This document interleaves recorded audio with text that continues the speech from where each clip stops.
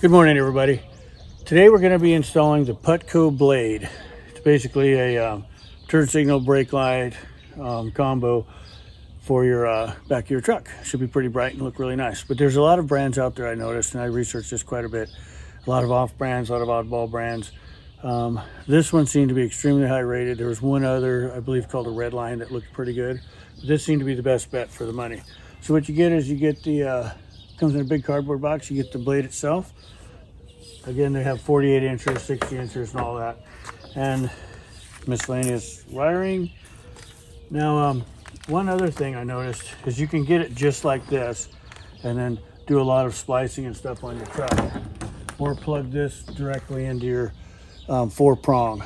And I didn't want to go that route, so I found that they also have a complete harness that you can just plug every single thing in. So it's totally plug and play this way, including for your reverse lights. That just plugs right in here. So I thought this is a better route for me. It's 70 bucks. They have it on Amazon and of course other places. But just time alone, I think this was a saver. So, and you're not hacking up your wiring on your truck. So I think this is the way to go. Along with that, you get some mounting clips that you can use, that just, you screw them into the truck obviously and then snap the blade right into it, or you can use the 3M. I've had extremely good luck with 3M actual brand of stickies, so I'm just going to go with that. I don't want to drill my truck if I don't have to. The first steps with getting the ball rolling on this is going to be open the tailgate, because I didn't open mine and then I unhooked all the wiring. Well, I couldn't get it open then, so I had to hook the wiring back up for the tailgate release. So open your tailgate, climb up underneath, and then you're going to have to do some wiring stuff, which I will try to help you out with the best I can. Okay guys, so to take the tailgate off, I saw some guys were balancing it precariously in their back of their truck and stuff. We're going to actually take it off and set it in the grass here. So you need to get this bracket loose, your wiring, and the rear view camera one. So I'd classify both of them as a serious mofo. I'll show you when I get it out how to unhook this one and the other one. But those two will have to go for sure. And then we're going to clip this wire tie loose and this zip tie. And over here is a little body panel removal tool piece we'll take off. Give me a second, we'll get to that. So here's that tool we're trying to get out. And we'll snip these two real quick.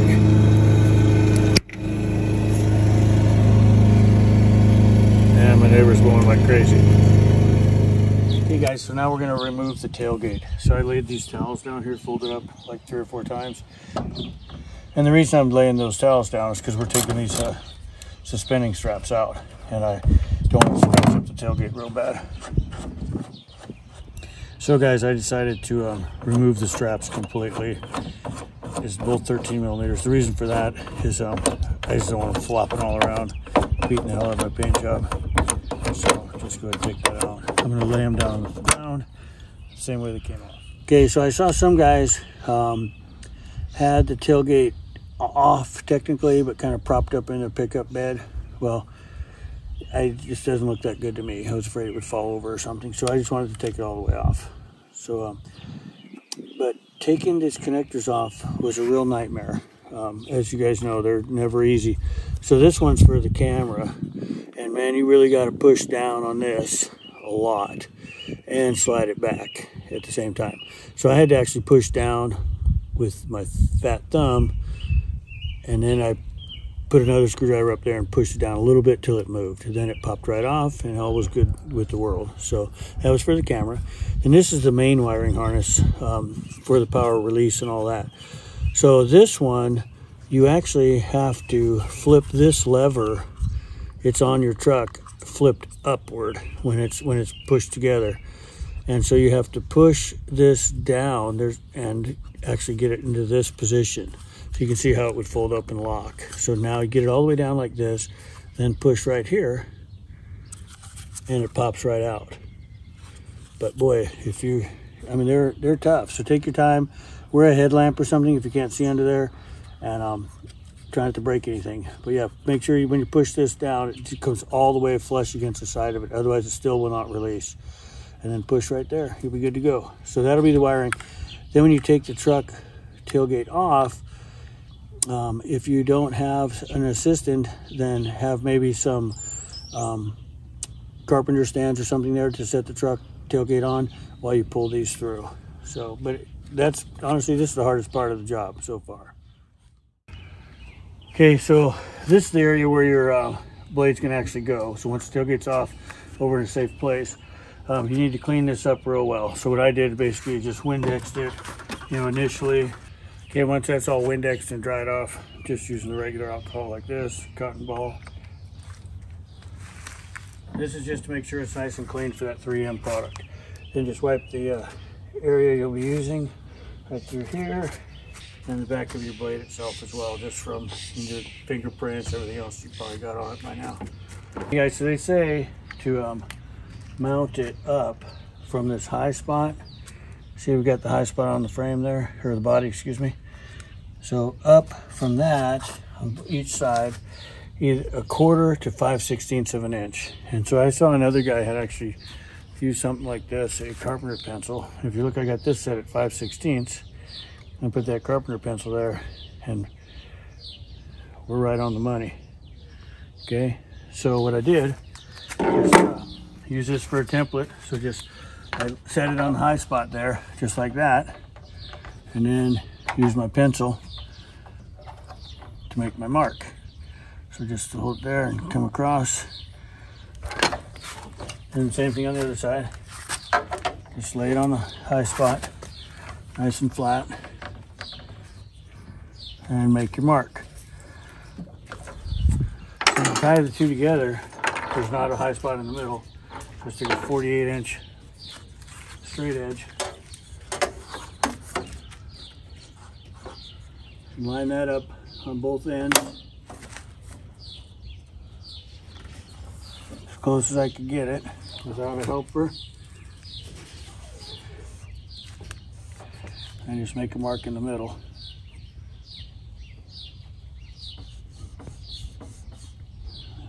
And a couple others just for reference and where I'm going to put my 3Ms. And just double checking it. I want it to be pretty close. I don't want it to be seen from the back as crooked and like an idiot did it or something. Then we just got to mark the center here, which should be right about, it's like 58 1/4, a little bit over. So 29 1/4 would put me right in the middle. So I just came from the center, from this edge here. You can see it's got a little mark right up against there. Just come over your 29 1/4, you'll be real close to the middle. And again, use something for your straight edge to make that vertical mark. Let's get this, use this for that. So there's our mark for our center line on the truck. And as you can see on the blade itself, to separate left from right turn signals, etc., you can see it's already kind of got its own mark built in. So that'll be where we line that up on there.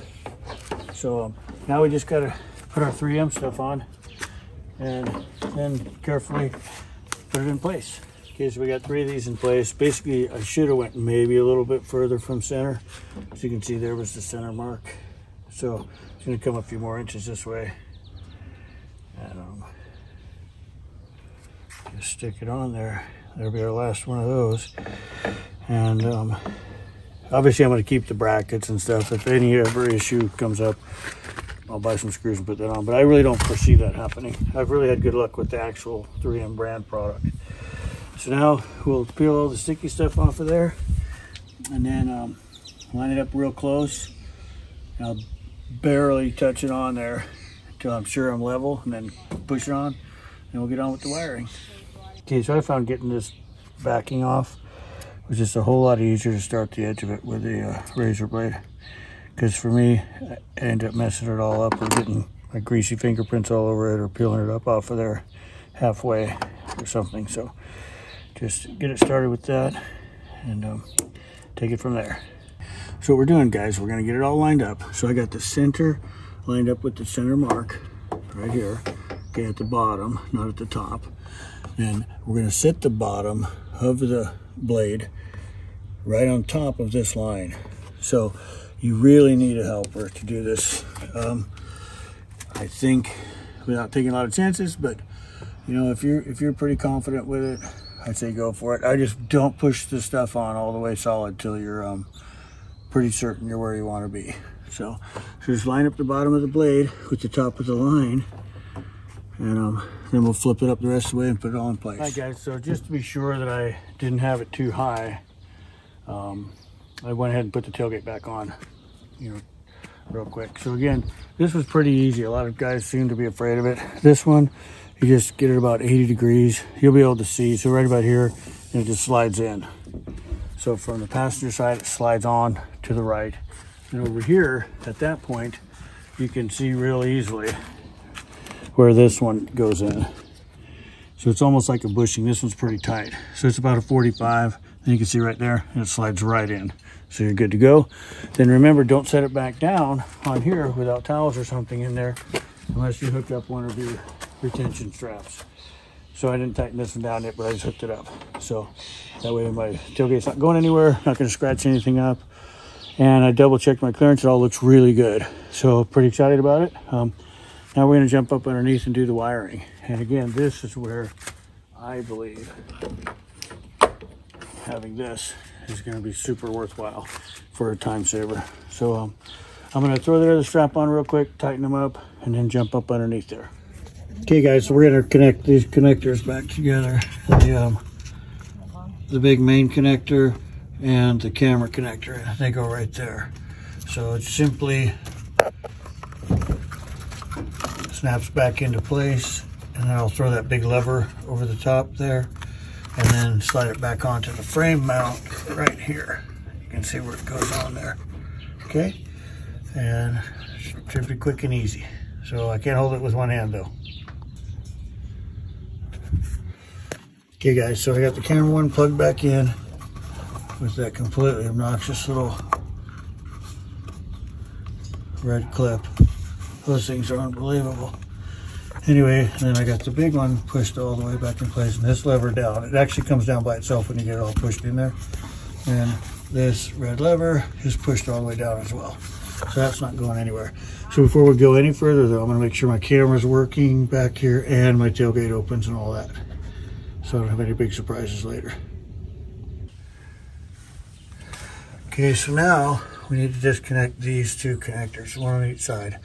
So once again, it's these super fun connectors. You just pull the red thing down all the way, this little tab, and then give it a little squeeze. Try not to cuss too much for your fellow videographers for this part. Try not to break it either, because I'm about ready to Hulk out on it.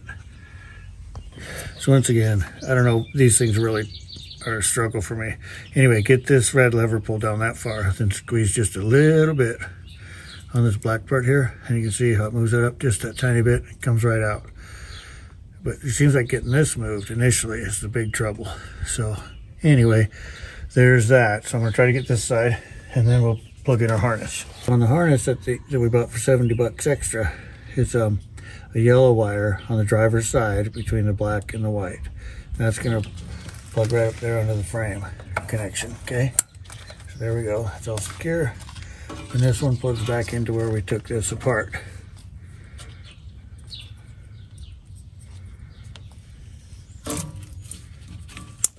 Okay, and it's locked in.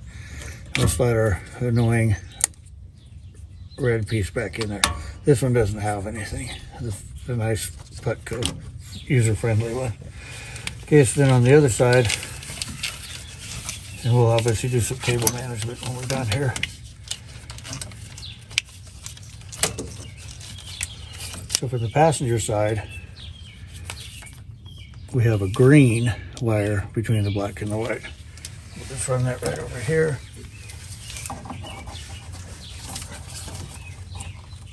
Snap that one in place until it clicks.